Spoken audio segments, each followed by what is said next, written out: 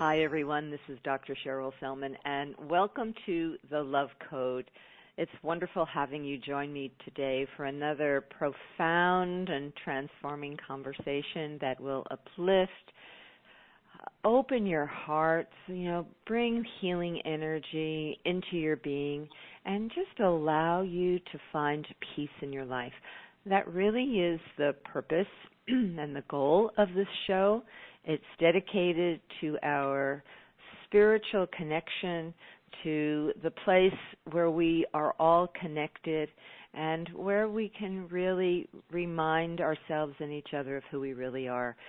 So it's always great having an opportunity not only to be with all of my listeners, but to share empowering conversations that I trust will touch your heart and remind you of who you are, so you can go out and touch the family members, your workers, your friends, people out there in the world, which is our work. The saying is, I would say the truth is that we're here to serve. That's the purpose of life. One of my spiritual teachers always says the purpose of life is to serve. And we're serving each other by just uplifting and bringing some love into people's lives. Before we have our conversation today, I want to, as always, welcome people who may be listening for the very first time. Welcome. I hope you'll be returning week after week. And to help you do that, there are two ways that you can get the archive shows. You can either go to my Facebook page and like me there, and that page is What Women Must Know. That's the Facebook page, What Women Must Know.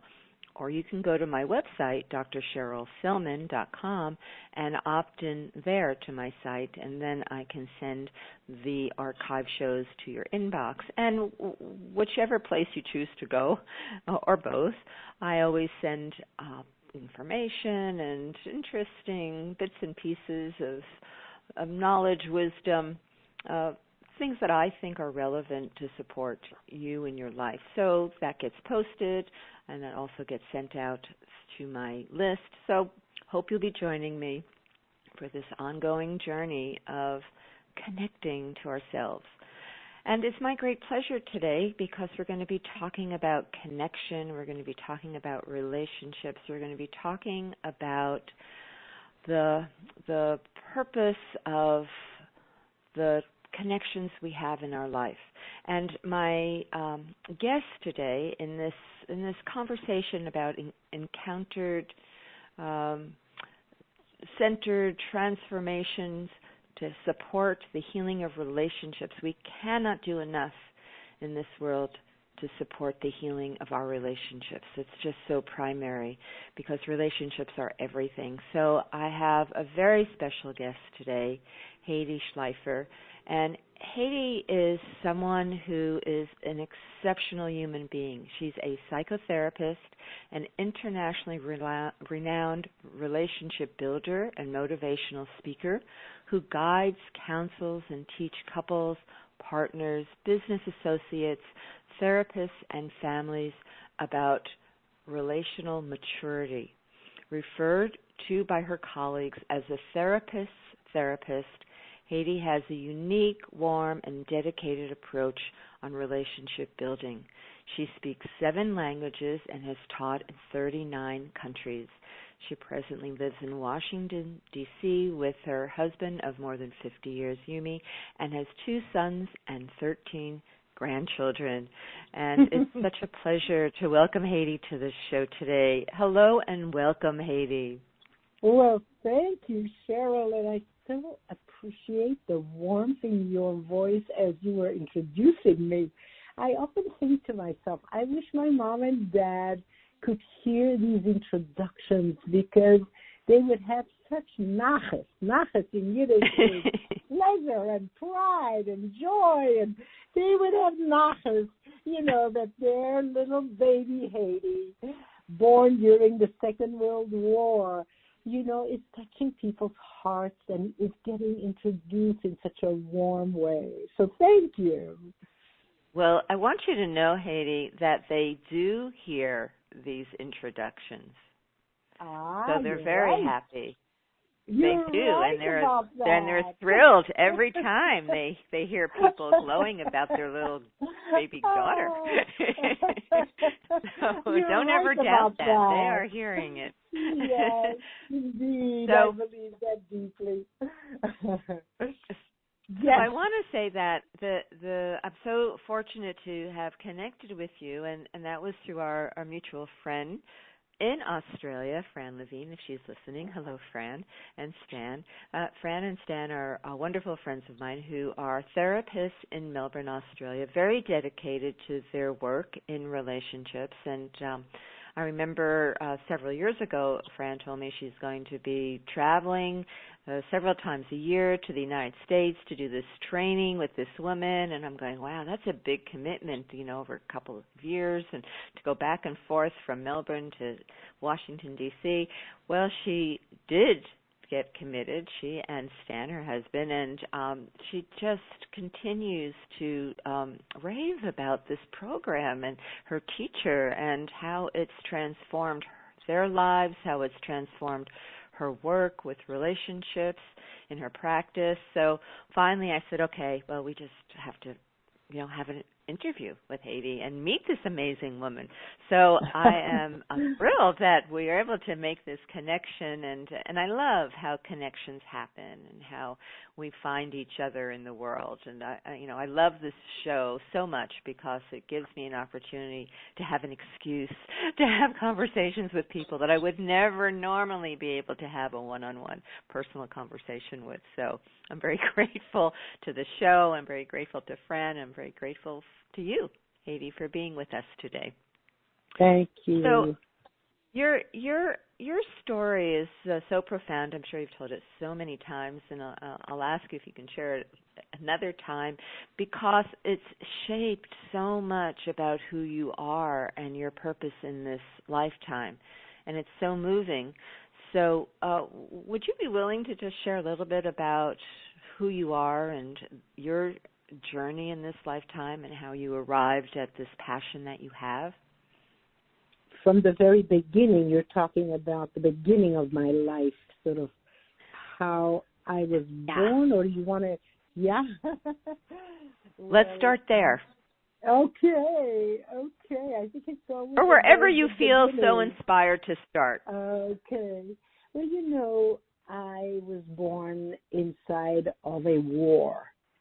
My parents tried to escape from Belgium when the Nazis were coming in. And after being apprehended and put in 2 transit camps in Vichy, France, my mother engineered an escape, and they walked through the Alps, my mother pregnant with me. But when they got to the Swiss border, the border was closed to refugees. And my mother, courageous as she is, just jumped over the fence, the border, and threw herself into Switzerland. And my father was smuggled in by smugglers who risked their lives at the border all the time to bring people in. And so I was born in a refugee camp in Switzerland when my parents had found out that they both were there, that they had somehow survived this grueling journey, and that they had a baby. And I think that they imbued me there with a sense of enormous hopefulness about it's possible to survive, to transcend, to keep your spirit alive, to be joyful, to choose joy. And my mother used to say that she was following the edict of a rabbi, the rabbi of Bratslav, who said, if there's nothing to be joyful about today, well, then borrow a dance from future celebrations. And I think my parents knew how to borrow a dance from future celebrations. And when I was born, I think they imbued me with that sense that life is joy to be chosen again and again and again. And even when the big oi comes, oh, why, oi, you can say oi and then choose joy again and again. And so that's really what they did, and I think that I came in the world understanding that deeply in my fiber. And I met my husband, Yumi, after a very big oil in which I had lost a friend in a boating accident. She and I were on a river in the jungle in Brazil, and she died on that journey. And during that journey, I was guided in such a profound way that I understood that my life had a very big purpose, and that even in the deepest loss, I could choose life again. And that is what made me meet my husband, Yumi, who had lost his 2 children in a boat, in a refugee boat that was torpedoed in 1944. 10 days before I was born, it was torpedoed, every survivor machine gunned, and Yumi lost his 2 children and his two sisters. And then met a wonderful woman at Columbia University, decided to marry her. She went to see an uncle in Jerusalem. She and the uncle sat at their windowsill, and they were killed by a Jordanian sniper. And Yumi lost that beautiful soul that he had decided to love.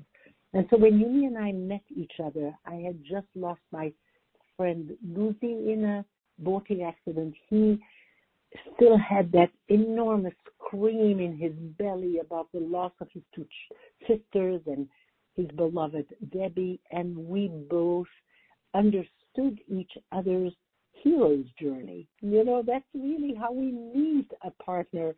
At a deepest level, we understand each other's hero journey, and then we then can assist each other in life, in both transcending the pain and welcoming the joy. So here is my story as I'm telling it to you today. Well, and you know, that time must have been when you were both so vulnerable. Right. So there was like an access to a connection with each other because of that vulnerability. Yes, indeed. Because the vulnerability combined with courage and resilience. And I think that our humanity is really that wonderful formula of vulnerability combined with courage and resilience. Mm-hmm. Yeah. So you and Yumi have worked together for many years as partners in your work with relationships. And can you just share with us how, what your focus is in your purpose and how you evolved your unique way of working with healing relationships? And we have to say it's not just in a marriage relationship, and it's all relationships. You've worked in all sorts of facets, from personal relationships, family, business. You train other therapists. What is it that is your unique contribution in this realm of relationship healing? So Yumi and I have worked actually for 25 years together. Yumi just retired after 25 years of working with me and his 3rd career. And he is the one responsible for the fact that we've traveled with our work to 39 countries and that we have taught in 4 languages, because he is a citizen of the world, and he felt like if we've got a message, it's got to be given all over. So we've really done quite a bit of journeying around the world. As a matter of fact, a student of ours calls us the itinerant mystics. So we were the itinerant mystics. And what we evolved really through our own relationship and through the many teachers who came and went in our life, we began to understand that there is one guiding principle in relationship. And the guiding principle is this: when we do our survival dance, when we are being defensive in the ways that we are to just create some imaginary safety, when we do our survival dance, we will always feel disconnected. And what connects us are three invisible connectors, and I'm going to talk a little bit about each one so that, I can give clarity here. The three connectors are the relational space, the bridge that connects our world, and the zone of the encounter. So I'm going to talk about each one separately. The relational space is the space between us. And the philosopher Martin Buber was the first one to name that space, and he said, our relationship lives in the space between us. It doesn't live in me or in you or even in the dialogue between us. It lives in a space we share. And what he added was, this space is sacred. And so there is sacred space between us that we are responsible for, and our responsibility is to keep sanctifying that space. Now, we are very aware of the relational space because we can go visit friends and they've just had a fight, and they love us. So when we come in, they hug us, they greet us, they smile at us. So we know there's toxicity in the space because as humans, we're plugged in to the relational space. So the first connector is our willingness to take responsibility for the quality of that space and make it sacred.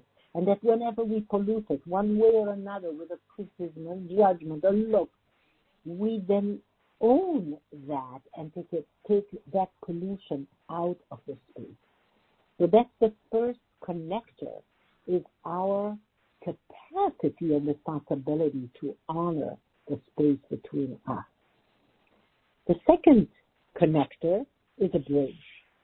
There's a bridge between us because each of us has a totally unique world with its own rhythm and culture and language. And so in order to know another, we must cross the bridge to the other side. And the metaphor we use is the art of visiting and the art of hosting. So one person is the host. I'm welcoming you into my world so I can show you where I live and who I am in a most transparent, deep way. And the other metaphor is the art of visiting. I'm leaving my world and I'm coming to you with completely new eyes so I can get to know you and learn you. And we come with a beginner's mind. The new eyes are really a beginner's mind. And there's a French poet, Marcel Proust, who says, the adventure of life is not the discovery of new landscapes, but our capacity to see the old ones with new eyes. And so when we cross the bridge to visit the other, we come with those new eyes to really just learn the language. A good relationship is bilingual. We know each other's language, like I know Yumi and he knows Hedys. We have learned each other's language. So the second connector is a bridge. And the third one we call the zone of the encounter. And the encounter was again something coined by this philosopher Martin Buber, who said that when we are in the encounter, we are in eternal time. And that everything lives in the encounter. The encounter is where the souls touch, where we feel like we're one. And we can have that sometimes in nature. We can walk in nature and suddenly we're in the zone of the encounter. It's not nature and us anymore. It's all one. Or we can have it with music, where we listen to the music and suddenly we're in the zone of the encounter. And it's not us and the music anymore, but it's all one. And it brings tears to our eyes. And so the zone of the encounter is that third connector between humans, our capacity to encounter one another soul to soul. And so when we embrace these three invisible connectors, we will feel a deeper and deeper sense of oneness, wholeness with one another. And really the purpose of life is to serve, and to serve what? To serve each other and to enter into the zone of the encounter with one another. So that is what we discovered and began then to teach couples and partners and organizations the distinction between the dance of survival that divides us and fragments us and doesn't allow us to feel our essence, and the dance of connection where we embrace the three invisible connectors and we begin to experience essence to essence connection. So that's at the basis of what we've traveled with together, Yumi and I. You know, and that's so profound because that's really what we're all seeking. We're all seeking to be able to connect with others, truly be present with others, to see who they are. But there's so many issues that get in our way, our traumas, our programmings, our, the culture. There, so many layers of things that disconnect us. So what would you say to people listening? And what you're saying is so so appealing to people. But what is it that needs? How do you heal? How does one heal the judgments that we project onto others because of our traumas, our unmet needs, our traumatic childhood or birth or whatever happened early in our life that closed us down to that place where we can be safe and opening and connecting again? I love that question, because what we teach is this, that we, each one of us, like you, Cheryl, and I, Hedy, are a big, big world, a world that is expanding because we're willing to learn and to grow, and that world is filled with neighborhoods.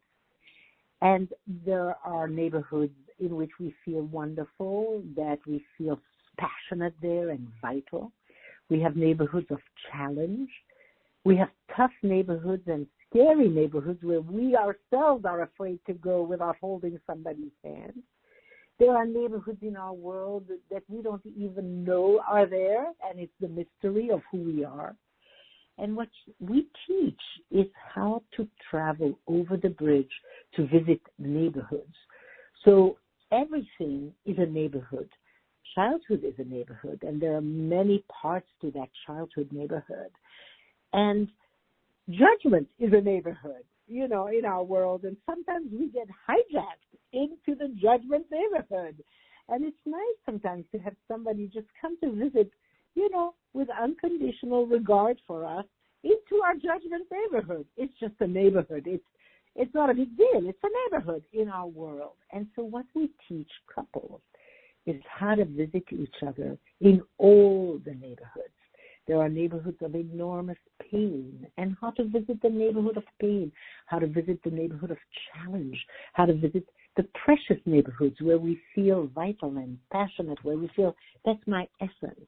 And so all we teach couples and partners is to visit each other in the important neighborhoods of their world, to cross the bridge and come and land in a neighborhood. And we also teach couples how to visit each other in the toughest neighborhood. We call it unraveling the survival knot, which is that each couple has a very, very tough neighborhood, one person and the other person, and it is their impasse issue. It's the place where somehow they have no energy, they are stuck there, they go around and around in circles for years, even though they're creative and smart people. And so when a couple knows how to visit well over the bridge, I invite them to visit each other in the toughest neighborhood and to unravel that survival knot. And the toughest neighborhood has many, many layers that go back to the childhood neighborhood. And so we visit there also. And what occurs is that couples have a capacity to unravel that knot and open up the energy on both sides so that they become creative in their own life, so that they're not just a solid couple, but also a creative couple. And so everything that is our experience, we now call it the neighborhoods of our world. And we teach the visiting of those neighborhoods. And the moment somebody lands with compassion and presence and love and softness and tenderness, lands in our world, we discover the deeper and deeper layers, and that's the healing, that exploration, that discovery, and that capacity to open the neighborhood fully. That's when we heal, because what occurs then is full integration of our own world and experience. It just brings to mind that very few of us have ever been taught any really effective strategies for being in a relationship. I mean, we run into a relationship and we fall in love, and we have that period of time of bliss, however long it lasts, but then we land back into a reality from that altered state, which is a shock, because we think it's going to, this is the vision, we're going to fall in love and everything's going to be wonderful, and we're not really prepared to do the work. That's right. And Cheryl, when Yumi and I got married and we fell in love with each other, and we made a decision because things were tough, we had our power struggle like all couples. And I'm just going to say it started in our honeymoon, our power struggle, because we went to Hong Kong and Yumi bought the camera of his dream. I mean, Yolta at the time, 1965, my goodness. And it came with a manual, 254 pages on how to have a relationship with a camera. And then Yumi realized, he's an engineer. He realized, my goodness, I don't have a manual on how to have a relationship with my wife. Let me get into this manual. At least there's logic and clarity. So there was my new husband inside of that manual. And I'm thinking, he needs to look at me. He needs to hold my hand. He needs to talk to me. And I started pulling at him. And that was the beginning of our power struggle, where I started pulling and schlepping and shoving and wanting and demanding, and he started closing and moving away and constricting, and it got worse and worse. And in the beginning of our marriage, we felt like we cannot go into our Shabbat celebration Friday night being mad at each other. And so we would take a bath together, and the promise was that when the water drains, we would let go of whatever, of being right. We would let go of being right. Yes. Well, we stayed there for hours. We were like prunes when we came out. And one day, our little boy, our 3-year-old, we heard him say to somebody on the phone, "No, my mommy and daddy cannot come to the phone. They are in the bathtub together, and they will be there for a long time." So, our kids already understood that bathtub was going to keep us, because we had absolutely no skills on how to connect with each other. And so I want to tell you an example of when we began to understand the bridge, because that example shows how quickly we fall back into survival, but how quickly, once we embrace the 3 invisible connectors, we feel deeply in the zone of the encounter with each other. It was about 18 years ago now. Yumi had gotten his 6th stent. He got 2 and 2, and then again 2. And those last 2 created complications. And the doctor said, "You cannot travel, Yumi. You cannot travel, not even to go see your father who lives in Miami, which was 4 hours by car for us. Do not travel." So when we came home, Yumi said to me, "Hedy, we're going to visit my father. Of course we'll visit my father. And we're also going to go to South Africa." I said, "Yumi, absolutely not. The doctor tells you to protect yourself, and, you want to travel. Yes, I want to travel. No, we're not traveling. Yes, we're traveling." And we're in a power struggle. And for 2 weeks, I was right. I was right. The doctor is on my side, 100 people would be on my side, etc. And then after 2 weeks of this power struggling, we looked at each other and said, we teach the bridge. We teach the space. We teach the encounter. Should we not walk our talk? And so we decided to walk our talk. And here's what we did, is what we teach. We sat across from each other, and we took each other's hands, and we sat at 18 inches, because 18 inches is how a baby is programmed to look at mommy and daddy at 18 inches. As a matter of fact, the little child will pull your face at 18 inches because they know that there they'll get your full attention. The eye is structured to look very close at the face of the other. And so we sat at 18 inches, and we looked at each other with soft eyes. And in a way, we knew we hadn't done that, look deep into each other's eyes for 2 weeks, because when you're in a power struggle, you look with slanted eyes and with darts in them. And so suddenly we're looking with soft eyes. And we actually had tears in our eyes because we hadn't seen each other in 2 weeks. And then the first thing you do, you give gratitude just for life, just for breath, just for being now in this moment. It's like a meditation in connection. You just sit and you say thank you. And as we did, a few more tears came. And then we had to decide who will be the first host and who will be the first visitor. And I asked Yumi, would you come to visit me first? And he came over the bridge. And when he landed, I knew what I wanted to say to him. And it was a very simple thing. Don't die. Please, don't die. And so he was with me in sobbing that I cannot tell you how long it took.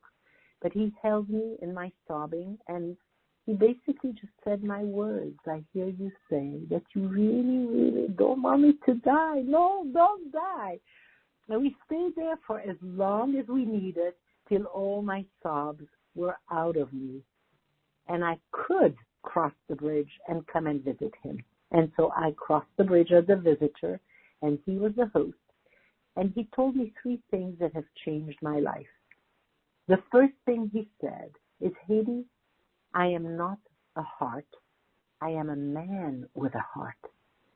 And in that sentence, he told me something very deep, which was that I had objectified him. When I saw the complications of the sense, I made him into a heart instead of a man with a heart. And Martin Buber, the philosopher, says there's 2 ways we can treat another person. As a thou, a person, a high being, or as an it, an object. And that we very automatically and quickly objectify the other. And if you had asked me, Hedy, would you ever objectify your husband? I would say, never, ever. Well, I had. I had objectified him and made him into a heart rather than a man with a heart. And that statement I needed to repeat. I hear you say that you are not a heart. You are a man with a heart. Am I with you? Yes. Took me a while to internalize that. But when I did, I could repeat it. And then he said, that man with that heart wants to say yes to the question, is this a good day to die? And I understood that because I was so afraid to lose him, I was going to control him to be half dead, but not completely dead. Meaning, I'd rather have your body here than lose you completely. And I realized that's not loving him. He wants to say, yes, this is a good day to die because I'm vibrantly alive right now, not half dead. And I saw that if I really want to express my love to him, then I must support his full aliveness and vibrancy. And so I could repeat the statement once I let it in and understood it. I hear you say that the man with a heart that you are wants to say yes to the question, is this a good day to die? And then he told me the third thing, and it was, well, that man with that heart who wants to say yes to the question, is this a good day to die, wants to go to South Africa. Well, we then developed what we call the third option. My father used to say, if there are two options, pick the third. And the third option was to go to South Africa, but change the trip. It was a work trip that was going to demand a lot of us. And together we reorganized that trip and made it into the very right trip for Yumi, who celebrated his 70th birthday there 18 years ago. And so with that third option, we went joyfully and peacefully in connection. We got upgraded in our hotel to the best suite we ever had. And on the way back, the pilot had been to our workshop by total miracle and upgraded us to first class South African Airlines. So there we were. And we really believe that when you come to a third option together out of connection, Providence will provide that third option, and it'll be the most beautiful miracle in your life.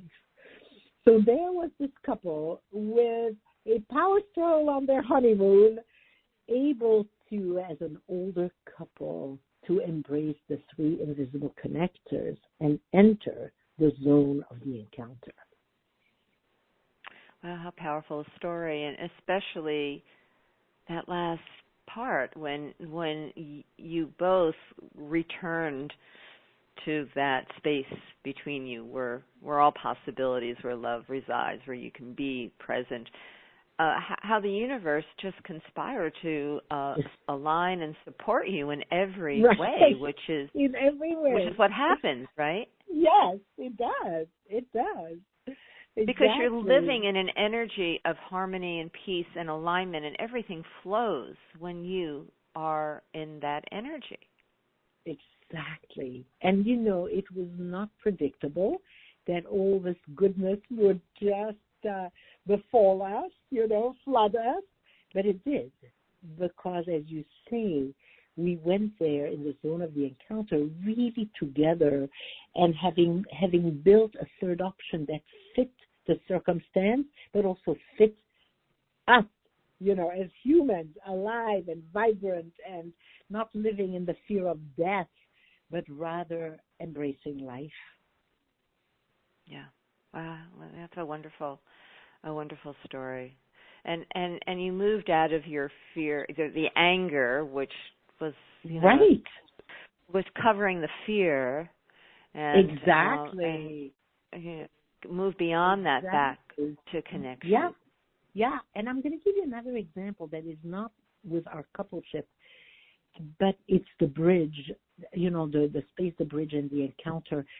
I was in Stockholm, and I needed to get back home, and SAS was having a strike.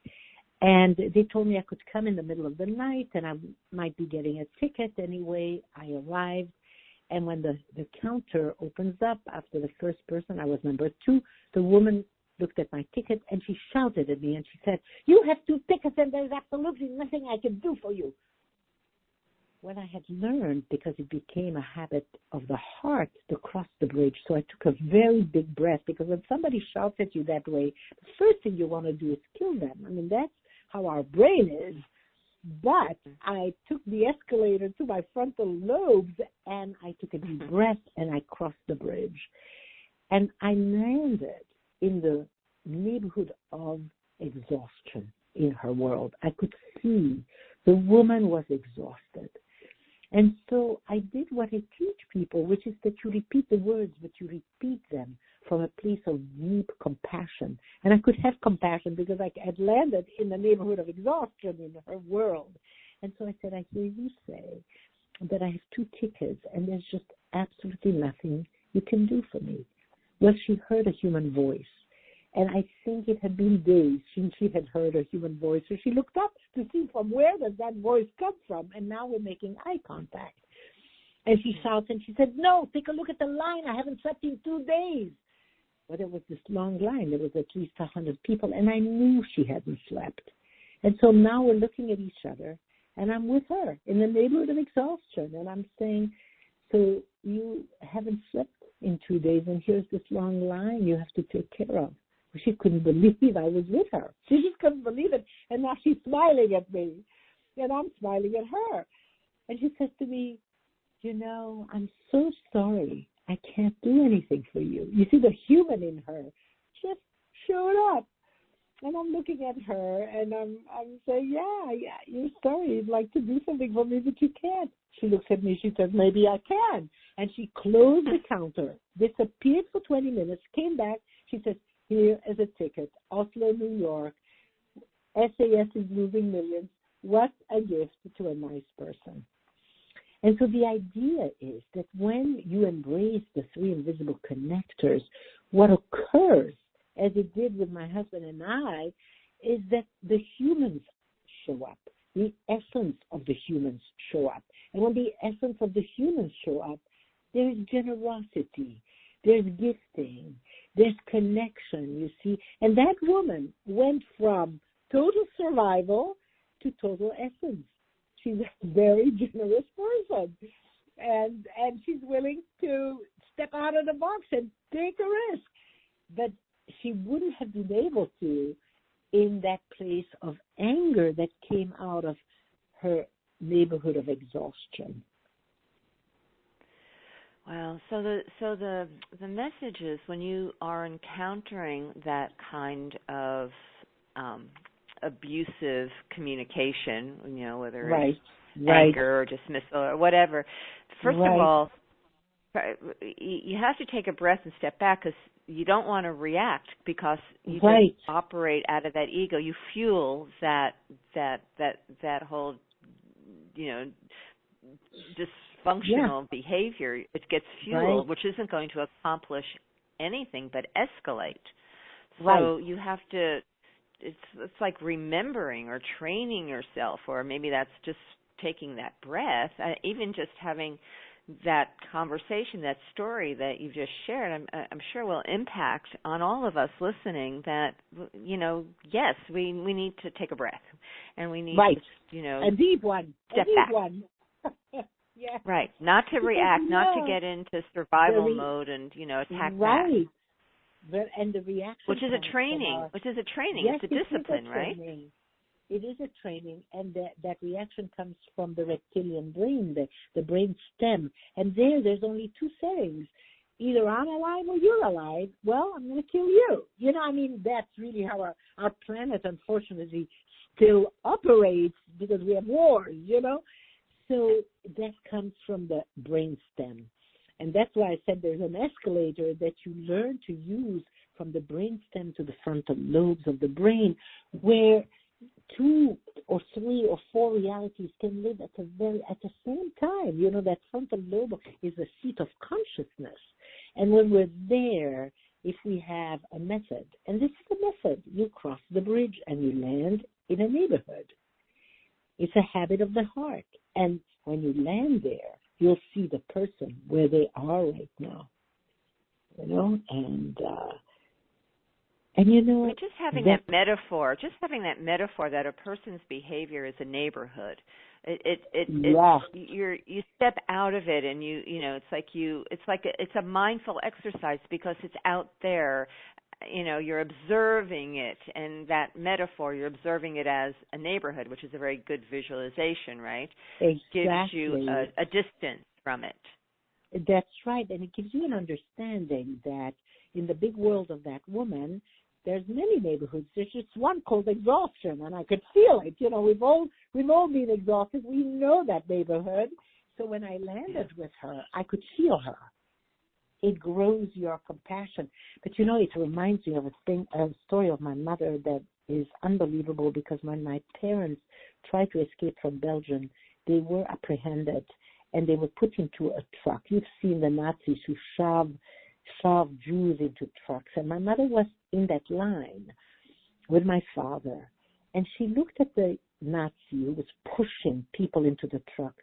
And what she did is she didn't see the survival suit of a Nazi. She saw a human being. And she entered his world. And when it was her turn to be pushed, she looked at him. But she looked at him with the compassion of one human to another. And she said, "Let us go." And he did. Wow. Wow. It's like that seed of your work was planted there in that moment. Yes, yes, yes, indeed. Wow. That's so powerful. Yeah. And so, we train ourselves to know that on the other side is a human with all kinds of neighborhoods, and that Nazi had his Nazi neighborhood, but my mother wasn't confused by it. She saw the human, and she decided that if she looked at him with eyes that see him, he might, she didn't know, right? But he might act from a very different place than the Nazi neighborhood. And he did. And he did. Yeah. Yeah. Saved her life and your father's life. Yeah. And life. others, it was a truck full. Yeah. Oh, he let them all go. Yeah. She said, let us go. He let everybody go. That was her message to him. Let us go. Wow. Hedy, before we get to the end of this amazing conversation, I asked you earlier before the interview if you would be willing to share about your journey with the diagnosis of breast cancer. Oh, and definitely. How you are relating to that and working in this neighborhood. Oh, definitely. Right? It's a neighborhood. You're right. Well, I had two diagnoses, one 22 years ago and one 2 years ago. Two different diagnoses of breast cancer. So when I got the first one, Yumi and I were terrified.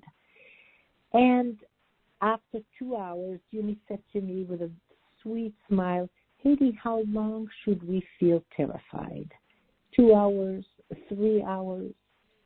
After that, it's an adventure and not a problem to be solved. It becomes an adventure. And so we decided, yep, we're going to make it an adventure, and Yumi gave it a name. He called it Rallying Around the Boob. And everybody that rallied, he called them the Boob Brigade. And we had an international Boob Brigade. And when we went to the doctors, we would say to them, are you willing to be in the Boob Brigade?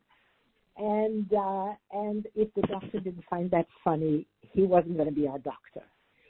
And so we decided, as what we teach, that life is not a problem to be solved. It's an adventure to be lived completely and to be embraced completely.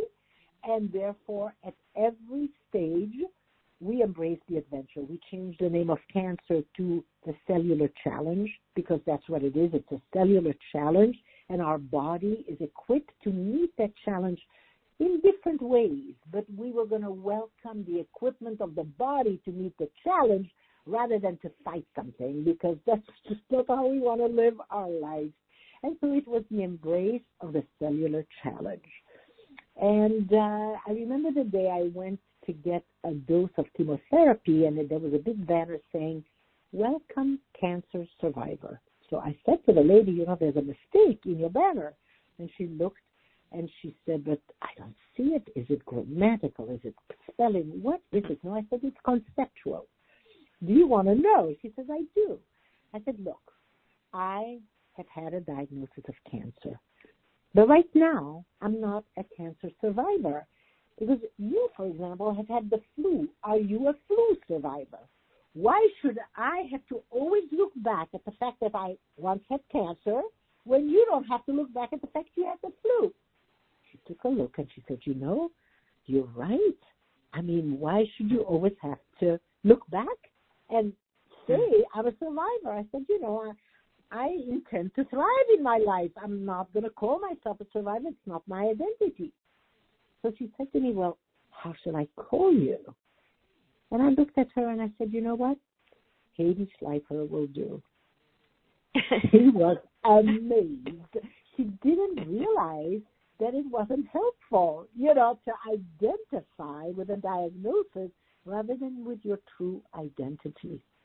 And she said to me, I'm going to go talk to the doctors because the banner is all over the hospital. I realize now it's not helpful. And I remember a friend calling me. She hadn't heard I had a diagnosis of cancer, and it was 2 months. And she called and she said, Hedy, is it true? And I said, what? And she took a long time to say it. And she said, well, the big C. And I said, no, it's not true. And she said, oh, I'm so relieved. What is it? I said, well, it's the little C and the big me. And that's the way I looked at it. You know, it's the little C and the big me. I am the one embracing the rallying around the boob adventure and embracing the cellular challenge. And then 2 years ago, I had another diagnosis of breast cancer, a different one, and I chose to have a mastectomy of my left breast, and I became an Amazon. I'm sure you know the legend of the Amazons, the women who cut off a breast in order to be able to shoot their bow and arrow. And they were powerful women of enormous responsibility. And I decided that I am entering the clan of the Amazons, which means I have bigger responsibility for life, for work, for love. My responsibility has just grown because I became an Amazon. So you can see that whatever comes into my life, I've decided it's not a problem to be solved. It's an adventure to be lived, and I must name the adventure and live it. Well, that's that's such an inspirational message for all of us, because when you can shift that perception to a problem, from a problem to an adventure, everything changes, right? Everything, how you see it, changes. The possibilities that you bring into your world changes. Your emotional state changes. And everything changes for healing, for a greater healing possibility. Yeah. You know, when I had the radiation therapy, because Yumi and I were on this adventure, rallying around the boob, we brought a funny story to the radiation oncology department every single day to whoever was there. And when I was done with the treatment, they didn't want to let us go. They said, you guys have to come back every day. We said, no, we're done. No, you have to come back. And they prepared 50 balloons for us. They decided that we deserve 50 balloons because they watched what we did for the department. And what we did was simply live our adventure. You know what I mean? It was like, it's our adventure. We did it for us. I mean, really, we were and brought your joy to everyone. Brought your joy to everyone. Exactly. Yep. Yep. Uplifted everyone. The patients need the uplifting, but so do the staff. It's not an easy place to be. Exactly. They all felt that when Yumi and I came, the atmosphere of the whole department shifted. As a matter of fact, they were going to take a picture of me, and I said, because I'm doing this adventure with my husband, my chart must have the two of us. Yeah, but we never do this, but this is your first time to do this. And they did. And they took a picture of Yumi and me smiling together, head to head like this. And it taught them something that, this shouldn't be done alone. There are many women that I met at the time whose husbands left them when they got the diagnosis. And the department is used to people coming alone. I don't mean that everybody's partner leaves. But what they learned from us is that there is a way to do this together that they hadn't thought about. The picture needs to be of the partnership. If there is a partnership, not everybody, has a partner in their life. But if there is a partnership or a friendship, it's got to be done in connection. Mm-hmm. And there should be a picture of the partnership. Yes. Yeah. That's so inspirational for me, to be reminded of how we can choose how we deal with any situation. Right. It's a choice. An adventure to be lived. Exactly. And, it made sense to us that in that adventure, the picture in the church would be of both of us. And, it was totally stepping out of the box for them.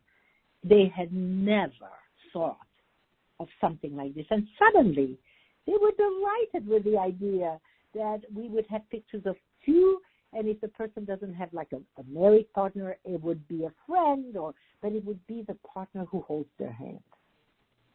And there would be that picture there of the two of them smiling. Yeah. A beautiful story that you shared with us, Hedys. Thank you. We've actually come to the end of the show, although we probably could go on for a long time listening to you and being inspired by you. But let's give people some resources where they can learn more about your work. And I guess the first place to send people is to your website. Right. So it's Hedy Schleifer, but I'm going to spell it for everyone. So it's Hedy, Hedy is Hedy, Schleifer, SCHLEIFER.com, HedySchleifer.com, and I know your programs are listed there. And what else can people have access to? Do you have? I think you have a DVD, right? That people can purchase. Two DVDs. One is called Encounter-Centered Couples Therapy, and the other one is called Healing After an Affair. And they are the 2-day intensive work I do with one couple, and two couples were willing to be filmed. So I have these, and they are powerful because they show people how, under all circumstances, a couple can cross the bridge to each other and become connected in the encounter. Yeah. And then there's a documentary called Hedy and Yumi Crossing the Bridge, and it is, again, a way for people to see us crossing the bridge and the workshops we have done together in which people cross the bridge to each other. Oh, that would be fantastic for people to have the opportunity to see the work in action, because then they can learn. Yep, exactly. So all of that is on your website. Right. Okay, so yes. And there's another website people can see. It's the Hedy Yumi website, HEDYYUMI. It's our older website, but it's lovely because it's the one we built together, Yumi and I. I'm using mine now because Yumi retired, but that one has also many YouTube. So it's good for people to maybe browse in that one also. Hedy Yumi. Okay, so that's Hedy, Hedy, Yumi, UYMI.com. YUMI.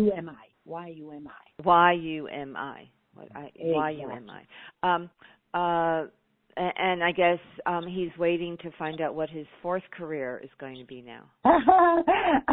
You know what he decided to do? He decided to support my third, because my first one was as a psychotherapist by myself. My second one was with Yumi, 25 years.